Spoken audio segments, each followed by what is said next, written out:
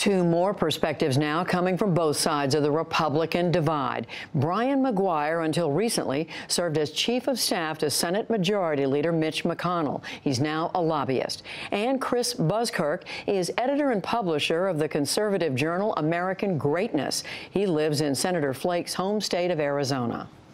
Welcome to both of you. Good to have you back on the program. Chris Buskirk, to you first. The White House said today that it's a good thing that Senator Flake isn't running for re-election. Obviously, they feel their way about Senator Corker. We heard John Thune just say he hates to see Jeff Flake go. Which is it? It's a good thing that that Senator Flake, I think, came to the realization that he wasn't going to win his primary next year.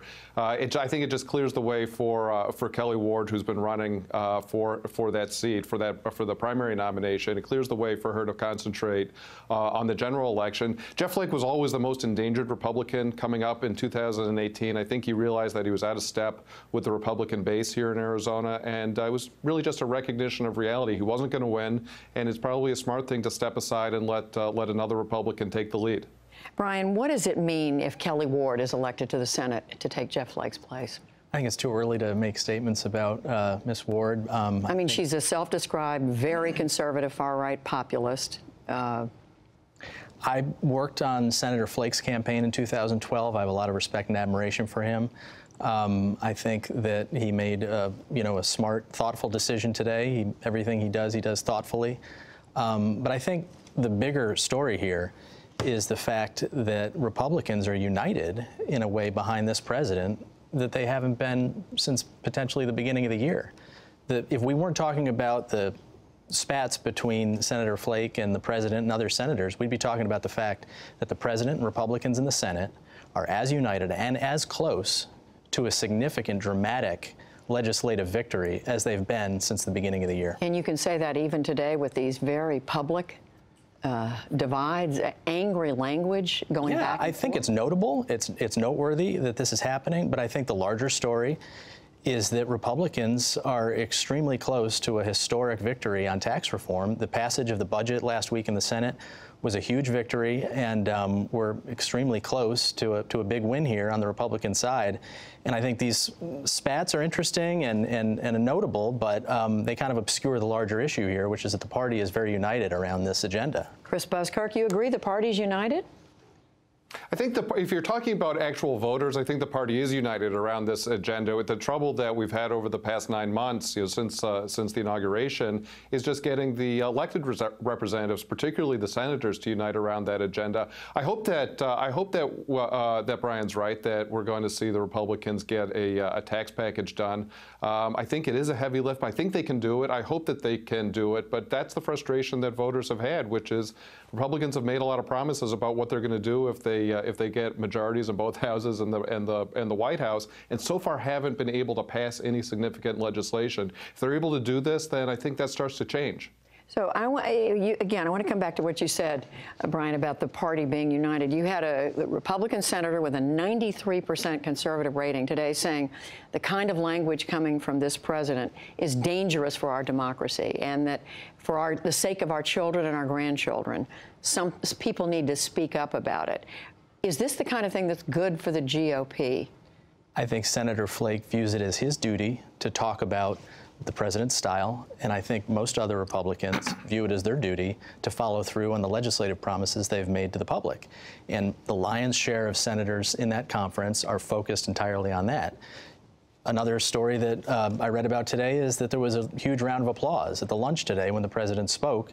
And I think the reason for that is because they do feel good about where they are on the agenda going forward, and that they're uniting in a way that they haven't been previously. So I think there's a lot of optimism in addition to these other interesting spats that are taking place on a probably too frequent basis. Well, speaking of these spats, the president tweeted today, he talked about Chris Buskirk, he talked about Senator Corker being, he called him little, L-I-D-D-L-E, Bob Corker. He said he couldn't win an election for dog catcher.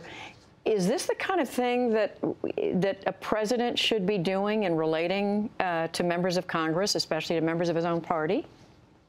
Well, maybe. I know, and I'm probably a minority when I say that, but I think, number one, I look at the practical results. Donald Trump did win the presidency, even though everybody was saying, stay off Twitter, don't do this anymore, and he kept doing it and kept winning. So there's the practical aspect. The other part is that it just strikes me as odd, ironic, I guess, in a certain way, that somebody like Senator Corker would take to Twitter to criticize the president for his intemperate use of Twitter. The irony doesn't seem to strike Senator Corker, and so if he's going to start a Twitter battle with the president, he knows he's going to get a response. So this just seems contrived and provoked to me. Brian, who should be restrained here? Should the president just feel free to write whatever he wants, which is what's been happening, or would restraint make sense? I mean, how do you see that as somebody who's worked with the Senate leadership? I think everybody is sort of resigned to the fact that the president is going to use Twitter in the way he has up until now. And so I'm not sure that anybody has any high degree of confidence that they're going to be able to change that part of the president's daily activity. But I think that, again, Republicans are working through these fights on a daily basis.